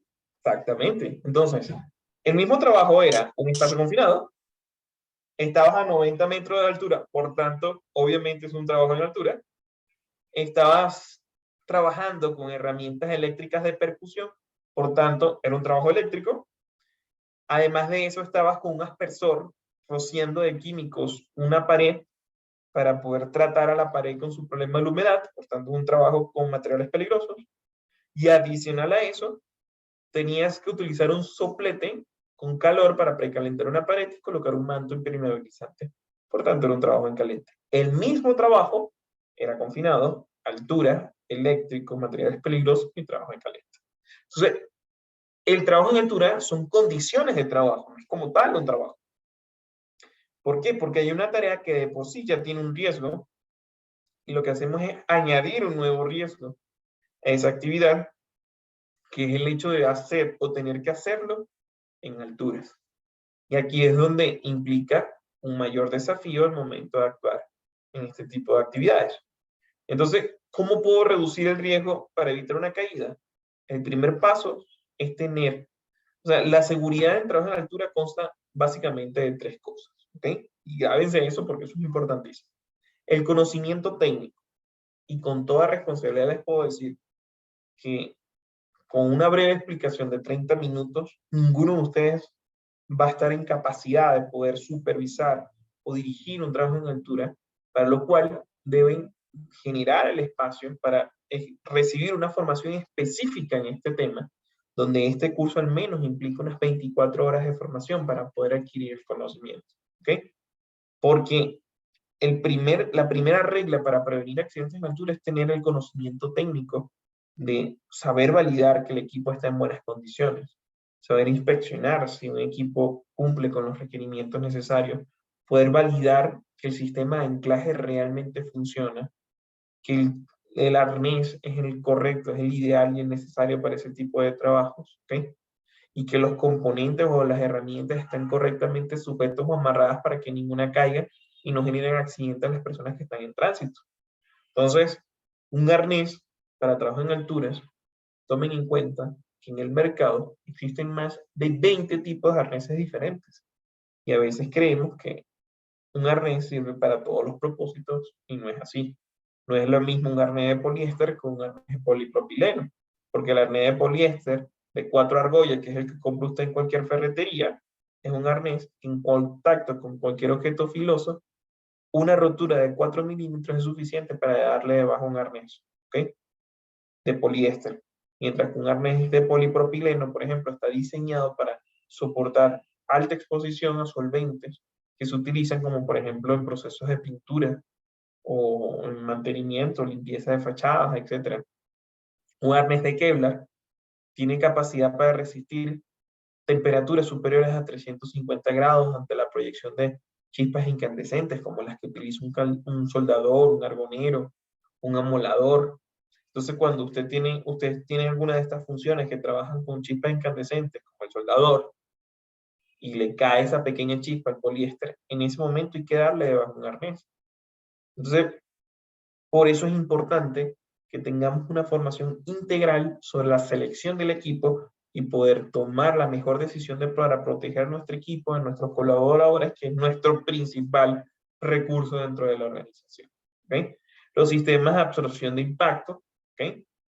Que son específicos para cada tarea o actividad y que en algunos de ellos serán sistemas de absorción de impacto de tipo Y, otros serán equipos retráctiles, en otros serán bandas de anclaje, dependerá de los diferentes criterios que responden a algo conocido como el requerimiento de claridad, que es el espacio que tenemos para que un trabajador quede en suspensión y sus pies no lleguen a estar en contacto contra el suelo. Porque una de las principales muertes por caídas es por no tener equipo de protección contra caída o tener un equipo mal calculado. Porque imagínese que usted tenga un equipo como el que ve aquí en pantalla, que tiene 1,20 m entre gancho y gancho, y además de eso tiene un paquete absorbedor que se expande hasta 1,8 metros. Tiene 3 metros de longitud de cuerda, más la altura promedio de un trabajador, súmele 1,5 m, usted tiene 4,5 metros de longitud de caída, y usted está trabajando en el cuerpo de un andamio de 2 metros. ¿Cree usted que el equipo lo va a proteger de algo? Si usted tiene 4,5 metros de cuerda y tiene 2 metros de trabajo, ¿cree que va a funcionar para algo el equipo? No. Entonces, obviamente no. Y esto es uno de los mayores problemas que enfrentamos cuando trabajamos en altura. Y es no saber seleccionar el equipo correcto en función a las necesidades de la tarea. La ubicación correcta de los equipos, saber anclarnos sobre la viga, sobre el dispositivo, sobre el sistema, sobre el mecanismo. ¿Okay? Los diferentes elementos que componen el trabajo, ¿okay? Como por ejemplo las condiciones no permitidas, como colocar un andamio sobre superficies inestables, ¿okay? O tratar de desplazar a una persona en un andamio de ruedas cuando la persona está arriba del andamio. ¿Okay? Las condiciones necesarias o ideales que nosotros debemos tener para poder realizar el trabajo, como por ejemplo el posicionamiento del andamio sobre los tablones ajustables, sobre las placas de posicionamiento, o tenemos los elaboradores de personas como los famosos llamados Manlif o los Genuine, por sus marcas, las dos más famosas, que son dispositivos que son una excelente prestación para hacer el trabajo, pero que su centro de carga se puede desplazar y producir grandes accidentes. ¿Ok? Hasta este punto, ¿alguna duda o pregunta con respecto a los trabajos en alturas?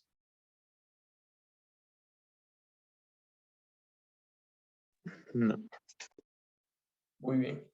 Otra de las tareas especiales o consideradas como actividades críticas de alto riesgo son los trabajos en caliente. ¿Ok? Los trabajos en caliente tienen ciertas características específicas. ¿Sí va a hacer alguna pregunta, estimada María?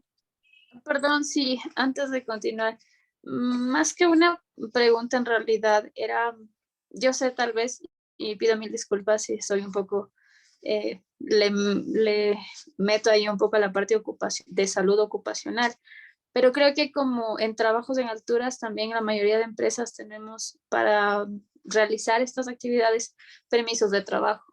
Y estos permisos de trabajo vienen acompañados de una valoración médica. ¿Y por qué digo esto?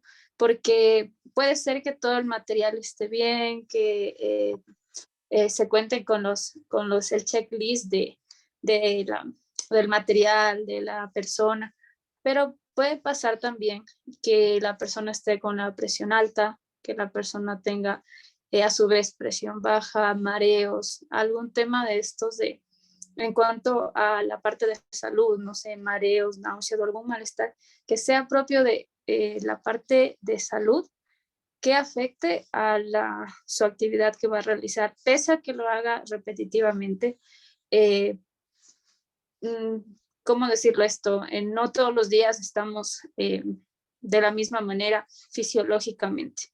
Puede ser que por algún problema, por algún tema extra laboral, quizás de estrés, algún problema en casa, no sé, diferentes factores pueden afectar a la persona que realiza estos trabajos constantemente. Y sí, también he tenido casos de personas que justamente al realizar la valoración médica que va junta al permiso de trabajo, tenemos hipotensión, tenemos hipertensiones, tenemos dolores de cabeza, tenemos taquicardias. Entonces, esto también es importante porque yo puedo decir o puedo sentir que estoy bien y que puedo realizar mi trabajo, pero puede ser un factor también que contribuya a que suceda algún evento no deseado. Entonces era eso, nada más. Muchas gracias, estimada María. Y sí, totalmente de acuerdo con usted. La valoración médica es esencial y suele aplicarse tanto para espacios confinados como para trabajos en alturas. Y para mí es uno de los procesos más relevantes que existen y es poder validar las condiciones físicas del individuo, también las condiciones neurológicas hasta cierto caso, ¿okay? Las condiciones emocionales también son importantes, más allá del hecho de la evaluación que es tan necesaria como medir la presión arterial, la saturación de oxígeno, las pulsaciones, que es lo que solemos medir en este tipo de exámenes. También es el diálogo que tenemos con el colaborador para entender cómo se siente, cómo está, cómo se encuentra para poder hacer este trabajo. ¿Okay? Imagínense lo que es tener que trabajar en una cubierta en alguna ciudad de una gran temperatura como Guayaquil o cualquier ciudad de la costa, donde hace muchísimo sol y este sol se refleja sobre el techo, ¿verdad? Y una persona que está medianamente descompensada porque tiene fiebre, porque tiene gripe. La exposición a esas condiciones lo que va es empeorar las condiciones del individuo y va eventualmente producir un accidente. Y por sobre todas las cosas es una persona que no va a tener sus ojos y su mente puestos sobre la tarea y una tarea de alto riesgo. Yo les comento, por ejemplo, situaciones que yo he visto en la industria que ha traído grandes problemas, ¿no? Por ejemplo, aunque para algunos puede sonar un poco gracioso, en algún momento tuvimos que atender un accidente porque estaban haciendo un trabajo en una cubierta, un compañero estaba haciendo el montaje de una de las vigas, de una de las cerchas del techo, pero este señor desde que empezó la jornada andaba con cierto problema estomacal, andaba con un poco de diarrea. Pero a pesar de eso, la necesidad de trabajar y el miedo a tener que difundir ese tipo de cosas, prefirió no comentarlo con nadie, ¿no? Ni siquiera con la doctora ni con la persona que estaba haciendo su valoración. No, no, tranquilo, yo puedo trabajar en esas condiciones. El problema empeoró, los cólicos empeoraron y en el momento menos esperado, el compañero siente un retorcijón de barriga. Ese retorcijón lo desconcentró por unos segundos y soltó una de las vigas que estaba sosteniendo para hacer el montaje, colocando los pernos, y esta viga lastimosamente alcanzó la pierna de un trabajador, produciendo un accidente muy importante. Entonces, cuando nos tocó investigar el evento, el resultado de este evento es que esta persona lastimosamente soltó la viga porque se desconcentró, porque tuvo un retorcijón, un dolor estomacal que no le permitió concentrarse. Entonces, mire las consecuencias que pueden tener el no ser claros, el no tener un diálogo honesto y sincero, tanto con nuestro líder como con el médico, de cómo nos sentimos para poder hacer este trabajo. Es muchísimo más fácil dar las explicaciones de por qué no hicimos el trabajo a tener que explicar por qué ocurrió un accidente, porque no estábamos en las condiciones médicas para poder trabajar. ¿Okay? Así que muchas gracias, doctora, por su aporte tan necesario y tan valioso en esta etapa del trabajo de alto riesgo. ¿Okay? Otra actividad de alto riesgo, y estamos en la recta final de esta capacitación, son los trabajos en caliente. ¿Okay? Considerando trabajo en caliente todos aquellos que generan una fuente de calor que tengan la capacidad de generar la temperatura necesaria que puedan propagar un incendio. ¿Ok? Cuando nosotros hablamos de fuentes de calor, tradicionalmente pensamos en los trabajos de corte y soldadura, pero dependiendo del tipo de industria y los procedimientos que nosotros tengamos presentes, estos trabajos en caliente pueden estar inmersos incluso en cualquier equipo, como por ejemplo un taladro o una moladora, un rotomartillo, o cualquier otro dispositivo como un vehículo que ingrese dentro de una zona explosiva o una zona altamente inflamable. ¿Okay? Es importante que tengamos claro algo, de hecho se lo voy a dibujar si me lo permiten.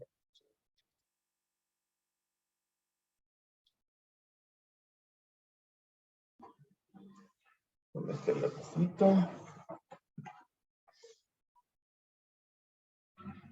¿Ok?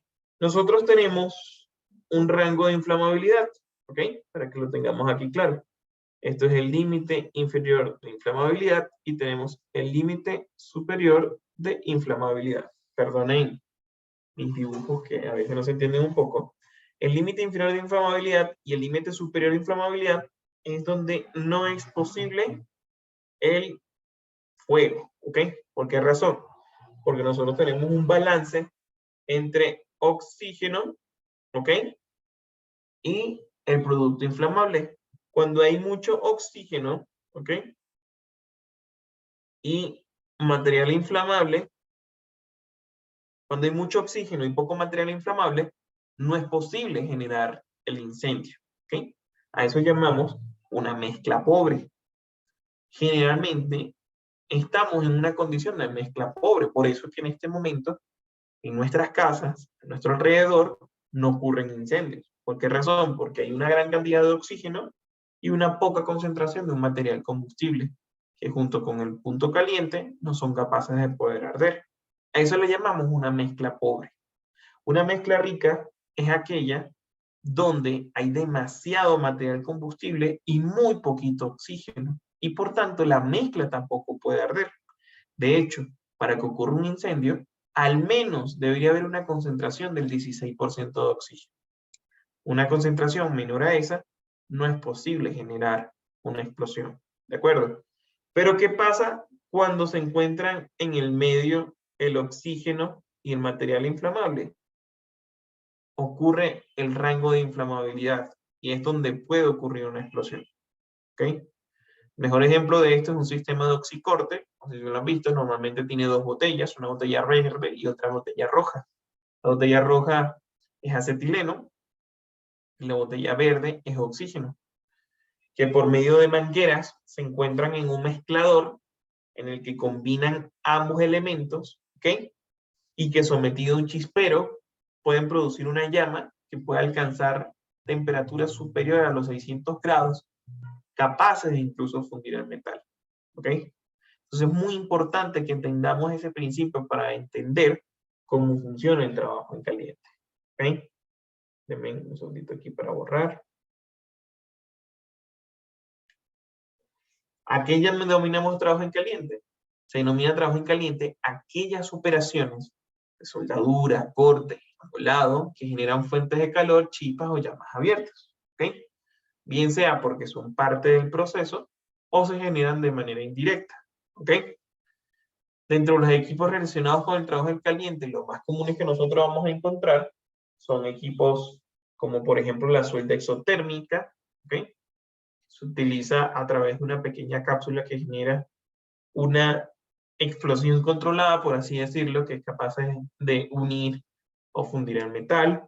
Tenemos los taladros, que a través de un mecanismo interno generan el calor o chispa necesaria dentro del proceso. Tronzadoras, equipos de oxicorte, sueldas eléctricas, amoladoras, martillos, equipos de combustión interna, sierra circular y almohadillas de banco, que eventualmente pueden generar esa pequeña chispa que combinado con los otros elementos pueden desencadenar una gran tragedia. Dentro de los trabajos calientes es muy importante que nosotros primero hagamos una validación de que las condiciones atmosféricas están en condiciones ideales para poder realizar el trabajo que se pueda propagar un incendio. Que los equipos son seguros y confiables para poder hacer el trabajo. De ahí surgen una metodología de clasificación para determinar qué tan probable es que se pueda producir una explosión dentro de una zona de trabajo. Hay un mecanismo de clasificación propuesto por la NFPA, la Asociación Nacional de Protección contra el Fuego, a través de su código normativo 497, que establece que existe una clasificación que le llamamos clase 1, división 1 y clase 1, división 2, que nos dice que en clase 1, división 1, bajo condiciones normales de trabajo, puede haber presencia de gas. Entonces, hay equipos que bajo condiciones normales va a haber presencia de gas. Sistemas de escape, ductos y demás, que pueden evacuar grandes cantidades de gases que en contacto con un punto caliente pueden producir una pequeña inflamación o explosión. ¿Ok? Y hay equipos que en su interior contienen gases o vapores que producto de una falla o un error, estos pueden escapar a la atmósfera exterior y encontrar un punto caliente que pueda producir un gran incendio. ¿Okay? ¿Cuáles son los principales riesgos al trabajar en caliente? Los humos tóxicos que se pueden producir, para lo cual yo debo tener los mecanismos de barrera respiratoria para protegernos de la exposición a esos gases, humos y vapores. Las descargas eléctricas que pueden producir también una gran temperatura, las explosiones, las quemaduras por contacto, los incendios y las radiaciones UV que se pueden dar a través de diferentes procesos de soldadura, por ejemplo. ¿Okay? Para trabajar en caliente hay que cumplir con requisitos estrictos de seguridad. Por ejemplo, en todo trabajo en caliente siempre debemos portar un extintor portátil de preferencia de 20 libras y de polvo químico seco que sea altamente eficiente sobre los tres tipos de fuegos principales, como son fuegos sólidos inflamables, que son los clase A, los líquidos y gases inflamables, como son los clase B, y los equipos eléctricos energizados, que son los fuegos clase C. contar con ese permiso, delimitar el área de trabajo, revisar el entorno de trabajo, ¿okay? Colocar las pantallas o las mamparas de seguridad y contar con la respectiva habilitación que faculte usted tenga el conocimiento y la experiencia necesaria para desarrollar ese trabajo. ¿Okay? Ya para concluir, una de las otras actividades especiales de alto riesgo, como les dije al principio y en algunos momentos de la capacitación, todo esto son breves introducciones sobre cada uno de ellos, de estos temas, pero que cada uno de estos temas tiene su propio curso y un desarrollo de más de 24 horas de formación específicos para cada tema, pero es importante que nosotros podamos introducirnos en cada uno de ellos. Salgamos acá lleno de dudas, pero no porque no logramos resolver las que veníamos a resolver, sino porque despertamos un gran interés en querer seguir aprendiendo. ¿Okay? Entonces, cuando nosotros hablamos de espacio confinado, nos referimos a cualquier espacio suficientemente grande para que un empleado pueda entrar, ¿okay? Pero que tiene entradas o salidas restringidas o no están designados para la ocupación continua de los empleados. ¿Okay? Esto es uno de los elementos diferenciadores dentro de los espacios confinados. ¿Okay? Y ya les voy a explicar por qué. Tienen el potencial de peligro relacionado con las condiciones atmosféricas, tóxicas, inflamables, asfixias, sumergimiento o cualquier otro peligro. Cuando nosotros hablamos de los espacios confinados, generalmente siempre nos imaginamos ese lugar oscuro y pequeño, pero no necesariamente los espacios confinados son ni oscuros ni pequeños. De hecho, un espacio confinado puede ser un espacio bastante abierto en la que gran parte del cuerpo se encuentre fuera del espacio, como por ejemplo una excavación. Toda excavación mayor a 1.5 metros es considerado un espacio confinado, ¿ok? Según la legislación local. Pero como un espacio abierto, como una excavación, en la que gran parte del cuerpo se encuentra fuera, puede ser considerado un espacio confinado, por una sencilla razón. Y es que si la excavación llegara a colapsar, porque no está correctamente protegida, porque el término que es el nivel de inclinación de las paredes, que le llamamos talud, no está correctamente configurado y la persona llegara a quedar atrapada, la extracción del individuo es una tarea bastante compleja de resolver y en algunos casos imposible de poder lograr, incluso aunque el cuerpo se encuentre en gran porcentaje fuera de la excavación. Por ejemplo, un terremoto, la estructura colapsada de las personas a pesar de que están en un sitio abierto, hay tramos de la estructura que pudieran terminar de colapsar y golpear, enterrar o dificultar la salida del individuo de esa zona de trabajo. Por tanto, debemos sacarnos de la mente que el espacio confinado es únicamente aquel lugar oscuro y cerrado, porque en muchas condiciones un espacio confinado también será un sitio bastante abierto donde parte del cuerpo se encuentra fuera de él. ¿Ok? Unos ejemplos de los espacios confinados que podemos encontrarnos son las calderas, las tuberías, que por su diámetro un individuo puede ingresar, los tanques de almacenamiento, independientemente del fluido que se almacene, ¿okay? Las cajas de revisión, alcantarillas, excavaciones de mayor de 1.5 metros. En el espacio confinado hay básicamente unas 3 o 4 situaciones que nosotros debemos atender. Una de ellas es la dificultad para entrar y salir, como les digo. ¿Por qué? Porque no están diseñados para la permanencia continua de trabajadores. Otra de los mayores problemas que tenemos que enfrentar dentro de un espacio confinado es, por ejemplo, la deficiencia de oxígeno. Cuando hay deficiencia de oxígeno, tomen en cuenta que una atmósfera, vamos a hacer aquí el dibujito para que podamos entenderlo un poquito mejor. Una atmósfera se compone de, déjame aquí anotar, 100% volumen sobre volumen, ¿ok? Eso es una atmósfera, aquí en el planeta Tierra, ¿no es cierto? Ese 100% de volumen en condiciones normales se compone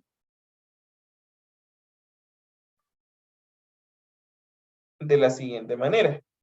Se compone de 78% de nitrógeno,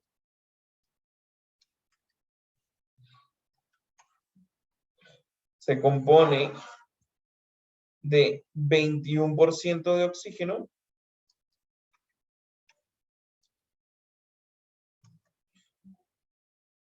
y por último se compone de 1% de otros gases.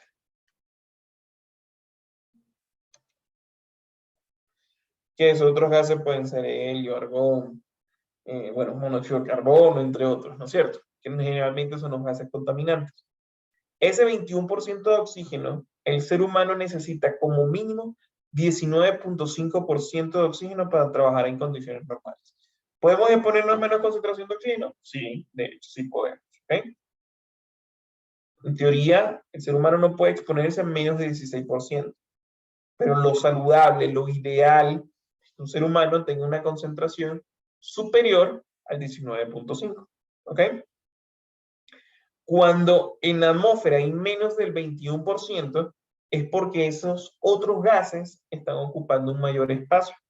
Hay la presencia de un gas que está desplazando el oxígeno y hace que su concentración se disminuya. Y ante esos efectos, lastimosamente, el trabajador, pues probablemente se va a descompensar, eventualmente se desmayará y llegará a un riesgo de muerte. ¿De acuerdo? Cuando ocurre lo contrario, bien sea porque el oxígeno se forma químicamente, ¿verdad? O porque hay alguna fuga, algún elemento que alimenta oxígeno, como una manguera de aire, o por ejemplo, la manguera del sistema de oxicorte, la que traslada el oxígeno y está incrementando el nivel de oxígeno dentro del espacio confinado, más allá de ser dañino para el ser humano, que tomen en cuenta que incluso cuando vamos al hospital y tenemos que ser hospitalizados, nos ponemos una mascarilla directamente un cilindro de oxígeno medicinal, pero oxígeno al fin. Más allá de ser dañinos para el cuerpo, lo realmente relevante es que si incrementa el nivel de oxígeno, también incrementa el nivel de explosión. ¿Ok? Entonces, por esa razón es muy importante que tengamos un balance ideal entre 19.5 y 23.5. Si trabajamos por encima de 23.5 de concentración de oxígeno, estamos en un gran riesgo de explosión. ¿Ok? Hasta el roce de la hebilla del cinturón podría producir el punto caliente que genera una gran explosión. Y trabajar por debajo de 19.5 puede ser muy dañino para el cuerpo humano. ¿Ok? Y ese es el mayor problema que tenemos dentro de los espacios confinados, son las concentraciones de atmósferas que pueden ser peligrosas. ¿Ok? Entonces, bien, ¿qué es importante que tengamos presente? Un supervisor permanente, también conocido como vigía, dentro del espacio confinado. Una de las prácticas que se hacen mucho en la industria petrolera es emplear algo conocido como las tarjetas T, que es un método muy económico y accesible, pero de gran utilidad cuando vamos a hacer este tipo de actividades. Una tarjeta T tiene dos lados, un lado verde y un lado rojo, y en cada lado está escrito el nombre del colaborador. Cuando la persona está dentro del espacio confinado, la tarjeta se coloca del lado verde con su nombre, indicando que la persona está en el interior del espacio confinado. Si la persona sale por cualquier sea la razón, le da la vuelta a la tarjeta, queda en color rojo, indicando que la persona ha salido del espacio confinado. Con el propósito de que si llegara a ocurrir una emergencia, tengamos un protocolo altamente eficiente para ingresar, rescatar y recuperar al compañero que ha tenido una emergencia. Durante el trabajo siempre debe estar presente el supervisor en la parte externa y en el interior del espacio confinado, en el entrante autorizado. Debe contar con algún medio de comunicación con el operador que está en el interior, un medio adaptado a las condiciones del lugar. Por ejemplo, si voy a utilizar un radio dentro de una zona de atmósferas peligrosas, pues mi radio debe ser intrínsecamente seguro, debe cumplir con las condiciones necesarias para poder ser utilizado desde el interior. La labor del supervisor o persona asignada comunicar sobre cualquier complicación que se presente dentro del trabajo, dentro del espacio confinado. Y por ningún motivo realizará las operaciones de rescate. Debe esperar al personal especializado de estas operaciones si no tiene el conocimiento necesario para poder desempeñar.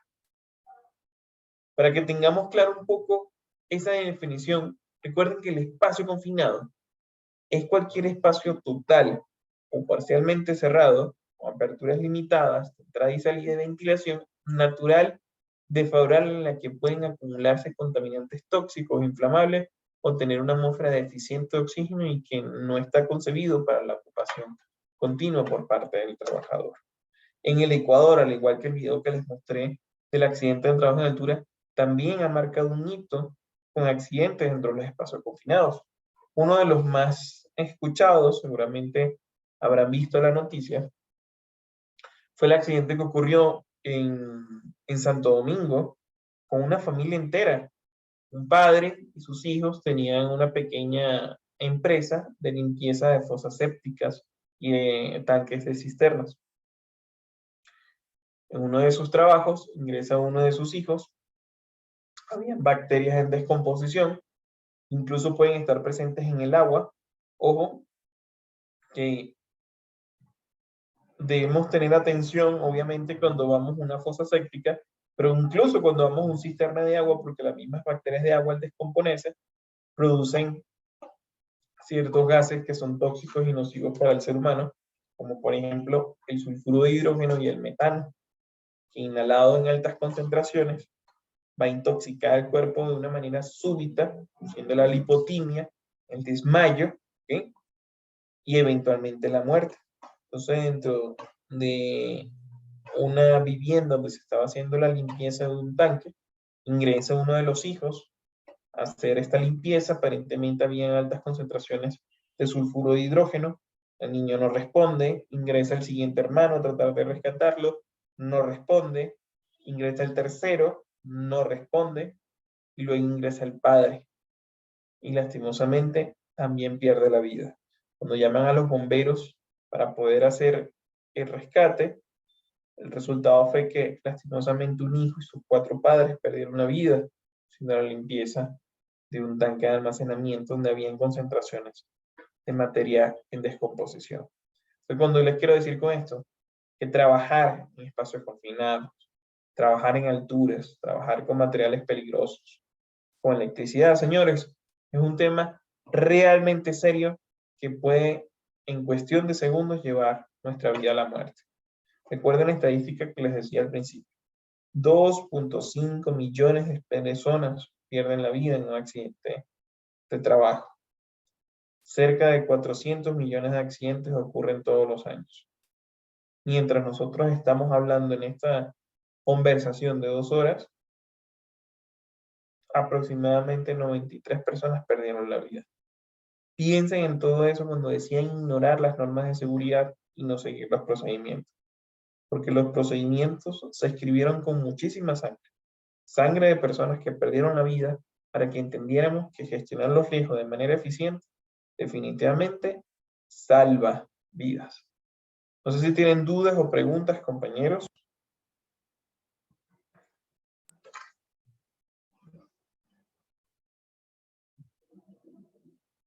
¿Algún comentario adicional?